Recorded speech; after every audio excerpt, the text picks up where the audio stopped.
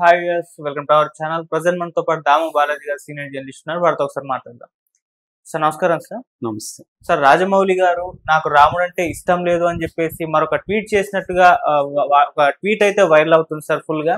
మొన్నే మనం ఈవెంట్ లో చూసాం, ఆయన చేసిన కామెంట్స్ పైన హిందూ సంఘాలు ఫుల్ గా ఫైర్ అవుతున్నాయి. చాలా మంది నెటిజన్స్ ట్వీట్లు చేస్తున్నారు.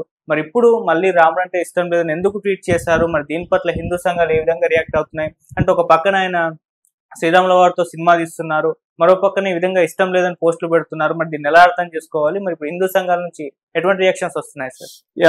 మొన్ననే హనుమంతుడి గురించి ఆయన చేసిన కామెంట్స్ అక్కడ రామోజీ ఫిల్మ్ సిటీలో అంటే తను అనుకున్నట్టుగా గ్లిమ్స్ చేయలేకపోయినా ముందే లీక్ అయిపోయింది. దీన్ని హనుమంతుడు కూడా ఆపలేకపోయాడు అన్నట్టుగా ఆయన కామెంట్ చేయడం, అట్లాగే వాళ్ళ భార్య హనుమంతుడి భక్తురాలు, అట్లాగే వాళ్ళ నాన్న కూడా హనుమంతుడి భక్తురాలు, అయినా కూడా ఉన్నప్పటికి కూడా ఇది ఆపలేకపోయాడు హనుమంతుడు అని మాట్లాడడం, అట్లాగే దేవుడి మీద నాకు పెద్దగా నమ్మకం లేదని ఆయన ప్రకటించడం, ఇవన్నీ కూడా ఒక సంచలనానికి దారితీసాయి. మామూలుగా వేరే వాళ్ళు ఇలా ప్రకటిస్తే పెద్ద విషయం ఏం కాదు. ఎప్పుడైనా కూడా ఏ స్టేట్మెంట్ కన్నా కూడా కాంటెక్స్ట్ అనేది ఇంపార్టెంట్. సో ఏ సందర్భంలో నువ్వు మాట్లాడుతున్నావు అనేది ఇంపార్టెంట్. అక్కడ సినిమా తీస్తుండేది రామాయణాన్ని బేస్ చేసుకుని వారణాసి కేంద్రంగా సినిమా తీయబోతున్నారు, ఆల్రెడీ తీశారు. దానికి సంబంధించిన గ్లిమ్స్ అందులో రామాయణం, తర్వాత హనుమంతుడు తోక మీద ఒక రకమైన రథంలో ఫైట్ లాంటిది, రుద్ర అండ్ కుంభ మధ్య, అట్లాగే ఈ వానర సైన్యం రాముణ్ణి పైకి లేపితే ఆయన కుంభకర్ణుడితో యుద్ధం చేయడం, ఇలాగంతా అంటే కాశీ, రుద్ర, రామ ఈ కాన్సెప్ట్లు తీసుకొని చేస్తున్నప్పుడు మనకి నిన్న కూడా నేను చెప్పాను, రాజమౌళికి అది ఒక స్టోరీ కావచ్చు, కానీ అశేష జనాలకి అది ఒక భక్తి పూర్వకమైంది. ఈ మధ్యకాలంలో బీజేపీ వచ్చినాక భక్తి అనేది ఇంకా మోర్ ఆర్గనైజ్డ్గా అయింది, చాలా మందికి అది బాగా ఎక్కేసింది కూడా. సో అలాంటప్పుడు మనకి నమ్మకం లేకపోవచ్చు, అది మన పర్సనల్ విషయం. కానీ నమ్మకం ఉన్న కోట్లాది మంది ఎలా రిసీవ్ చేసుకుంటారన్న ఒక ఆలోచన రాజమౌళికి ఉండాలి. ఆయన ఫ్రస్ట్రేషన్ ఉండొచ్చు, ఎందుకంటే ఆయన చాలా కాలం ప్లాన్ చేసుకుని ఒక సర్ప్రైజ్ ఇద్దాం అనుకున్నాడు, అది లీక్ అయిపోయింది. లీక్ అయిపోవడానికి కారణం ఎవరు లీక్ చేశారు ఏంటనేది ఆయన అది చూసుకోవాలి, కానీ హనుమంతుడికి లీకింగ్కి ఏం సంబంధం? సో నువ్వు నమ్మనప్పుడు హనుమంతుడు చేయలేదని అడగడం ఎందుకు? కాబట్టి అదంతా కూడా ఏంటంటే ఆయన ఫ్రస్ట్రేషన్లో మాట్లాడడమే కాకుండా, పైగా నేను దేవుణ్ణి నమ్మనని అక్కడ స్టేట్మెంట్లు ఇవ్వాల్సిన అవసరం కూడా లేదు. Context important. అక్కడేమి డిబేట్లు ఏం జరగట్లేదు, హేతువాద మీటింగ్ కాదు అది. సో అంటే ఒక పక్క రాముడితో సినిమా తీస్తూ ఇంకోవైపు దేవుడి నమ్మకం లేదు నాకు, హనుమంతుడు ఎందుకు ఆపలేదు లీకేజ్ని, ఇది మాట్లాడడం జనాలకి, మామూలు జనాలకు కూడా నచ్చలేదు. సో ఈ ఆల్రెడీ వివాదమైంది. చాలామంది హిందూ సంఘాలు కానీ హిందువులు కానీ దాని మీద యాంటీగా పోస్టులు పెడుతున్నారు. మామూలుగా ఈ మధ్యకాలంలో రాజమౌళి రిలీజ్ చేస్తున్నవి ఏవి కూడా పెద్దగా ఇంపాక్ట్ అనేవి చూపించలేకపోయినాయి. ఇప్పుడు రిలీజ్ చేసిన గ్లిమ్స్ కూడా పెద్ద ఇంపాక్ట్ లేదు. కథగా అది ఇంట్రెస్టింగ్ అనిపిస్తుంది, కానీ విజువల్స్ కానీ ఇతను మహేష్ బాబు ఎద్దు మీద రావడం కానీ ఇవన్నీ కొత్తగాను ఇంట్రెస్టింగ్ గాను ఏమీ అనిపించలేదు. సో ఈ నేపథ్యంలో ఇప్పుడు ఇంకొక ట్వీట్ వైరల్ అవుతుంది. అదేంటంటే రాముడు అంటే నాకు ఇష్టం లేదని రాజమౌళి చెప్పాడని ఒక ట్వీట్ విపరీతంగా వైరల్ అవుతుంది. అసలు ఈ ట్వీట్ ఏంటి, ఏ కాంటెక్స్లో రాజమౌళి చెప్పాడనేది చూస్తే 2011 ఏప్రిల్ 12 అప్పుడు శ్రీరామ నవమి. ఆ రోజు ఒక తరుణ్ వి అనే ఒక ఐడి నుంచి రాజమౌళికి ఒక గ్రీటింగ్ వచ్చింది. ఆ తరుణ్ వి ఏం పెట్టాడంటే, wish you a hearty Srirama Navami, let our face beam with smile all the time by chanting the name of lord Ram అని పెట్టాడు. అంటే రామనామాన్ని జపించడం ద్వారా, స్మరించడం ద్వారా మన ముఖంలో ఎప్పుడు కూడా వెలుగు ఉండని, స్మైల్ ఉండని, అంటే నవ్వుతో వెలిగిపోని మన ముఖము, అంటే రామనామాన్ని జపిస్తే మన ముఖం ఒక నవ్వుతో చిద్విలాసంతో వెలిగిపోతుంది అనేది అతని ఉద్దేశం. దానికి సమాధానంగా మామూలుగా నాకు కూడా చాలా మెసేజ్లు ఇలా ఫెస్టివల్ అప్పుడు వస్తుంటాయి. నేను హేతువాది, నాకేం దేవుడి మీద నమ్మకం లేదు, కానీ వచ్చినప్పుడు thank you, I wish you the same to you అని పెడతాను. ఎందుకంటే అవతలి వాళ్ళ నమ్మకాన్ని మనం గౌరవించడంలో మనకి పోయేదేం లేదు. ప్రతి సందర్భంలో మన ఐడియాలజీని వాడికి రుద్ది ట్రై చేయడం అనేది మూర్ఖత్వం. నేను హేతువాద సంఘంలో పనిచేసినప్పుడు తెలుసుకుంది అదే, మనలో కూడా చాలా మూర్ఖత్వం ఉందని. సో మనం మార్చాలంటే ఎదుటోళ్ళని ప్రేమతోనూ ఆప్యాయంగాను దాన్ని కన్విన్సింగ్గా చెప్పాలి తప్ప వాడితో గొడవ పడ్డం వల్ల ఏమి నువ్వు మార్చలేవు. అందుకే మా గురువు ఒక ఆయన ఉండేవాడు, నారాయణరావు అని. ఆయన చెప్పేవాడు, వాదనలో వేడి ఉండకూడదు, వెలుగు ఉండాలి. There should be light not heat in the argument అని.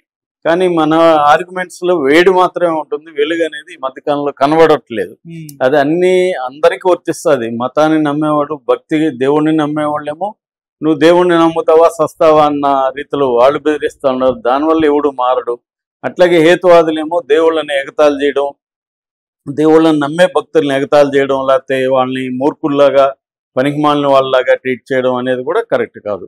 ఎవరినైనా ఒకరిని మార్చాలనుకున్నప్పుడు వాళ్ళతో స్నేహంగాను ప్రేమగాను కన్విన్సింగ్గాను చెప్పగాలి. మారినప్పుడు వాళ్ళ దీన్ని రెస్పెక్ట్ చేయాలి. అందుకనే AK Ramanujan statement very popular statement ఉంది. I don't believe in God but I believe in the people who believe in the God అంటాడు ఆయన. అంటే దేవుడి మీద నాకు నమ్మకం లేదు కానీ దేవుడిని నమ్మే వాళ్ళ మీద నాకు నమ్మకం ఉందని ఆయన స్టేట్మెంట్.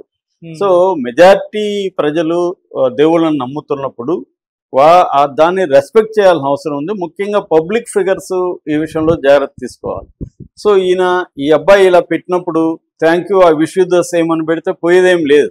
కానీ ఈయన ఏం పెట్టాడు, thank you but I never liked lord Ram, lord Krishna is my favourite of all the avatars అని పెట్టాడు. ఇక్కడ కాంటెక్స్ట్ ఏం లేదు, రాముడా కృష్ణుడా అని కాంటెక్స్ట్ వస్తే నాకు రాముడి కంటే కృష్ణుడి క్యారెక్టర్ బాగుంటుంది, ఇంట్రెస్టింగ్ ఉంటుందని ఎవరికైనా చెప్పే హక్కు ఉంది. ఇక్కడ కాంటెక్స్ట్ ఏంటి, రామనవమి సందర్భంగా ఆ అబ్బాయి విష్ చేశాడు.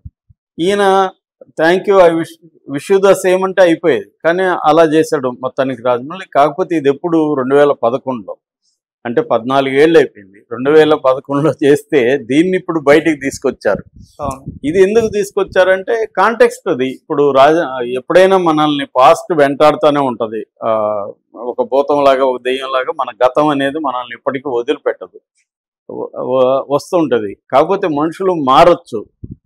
ఒకప్పుడు హేతువాదిగా ఉన్నవాళ్ళు భక్తులు అయిపోయిన వాళ్ళు చాలామంది తెలుసు నాకు. ఒకప్పుడు భక్తులుగా ఉన్నవారు హేతువాదులైన వాళ్ళు తెలుసు. ఇలా మారుతారు మనుషులు.